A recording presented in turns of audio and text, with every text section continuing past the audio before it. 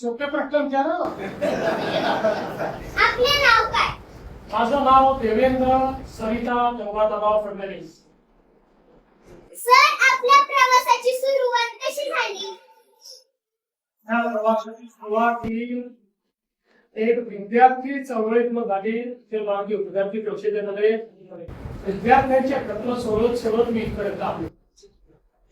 आपल्या सामाजिक कामात कोणती मोठी आव्हाने आली आणि त्यातून आपण कसे मार्ग काढले? कुठल्याही सामाजिक कोणात आव्हान असतातच. जेव्हा तुम्ही समाजात आता काहीतरी करायचं असतं त्यावेळी प्रत्येक ठिकाणी जी व्यवस्था असते ती आपल्याला बदलावी लागते. व्यवस्था बदलताना त्याच्यामध्ये अडीअडचणी येतात. पण आपल्यासमोर किती मोठे आदर्श आहेत. छत्रपती शिवाजी महाराजांचा आदर्श आहे की ते स्वराज्याची स्थापना केली.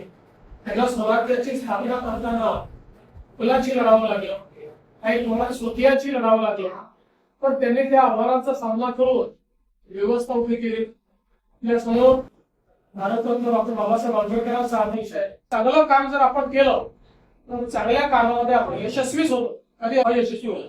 ओके.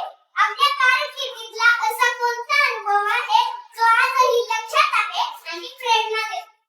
असे खूप अनुभव आहे, पण आजचा अनुभव जास्त लक्षात राहील. तू घेतलेली तुला आजच्या डिजिटल युगात आपण शिक्षण क्षेत्रात कोणते बदल करू इच्छिता? मला असं वाटतं की डिजिटल शिक्षण खूप महत्वाचं आहे. आणि आज या शाळेमध्येच एक अतिशय सुंदर डिजिटल लॅबचं उद्घाटन केलं. ही इंटरॅक्टिव्ह आहे. त्याच्यामध्ये विषय देखील आपल्याला श्राव्य माध्यमातून पाहायला मिळतो. त्याच्यानंतर त्याच्यावर प्रश्न देखील आपल्याला विचारता येतात आणि त्याच्यावर आपल्याला परीक्षाही देता येतात. मला असं वाटतं की आता डिजिटल युगामध्ये डिजिटल शिक्षण हे अत्यंत महत्वाचं आहे. प्रत्येकाकरता डिजिटल शिक्षणामुळे शिक्षणाची दारं उघडलेली आहेत. तर जगातली कुठली गोष्ट ही आता आपल्याला शिकता येते. त्यामुळे मला असं वाटतं की आपल्या शाळेतल्या आता जे डिजिटल लॅब आहे तुमच्यापैकी प्रत्येकाने त्या डिजिटल लॅब मध्ये जाऊन डिजिटल शिक्षण घ्यायचं. थँक्यू सर, तुमचा मौल्यवान वेळ दिल्याबद्दल खूप खूप थँक्यू. धन्यवाद. थँक्यू. तुझा पण मौल्यवान वेळ दिल्यानंतर तिथे आला.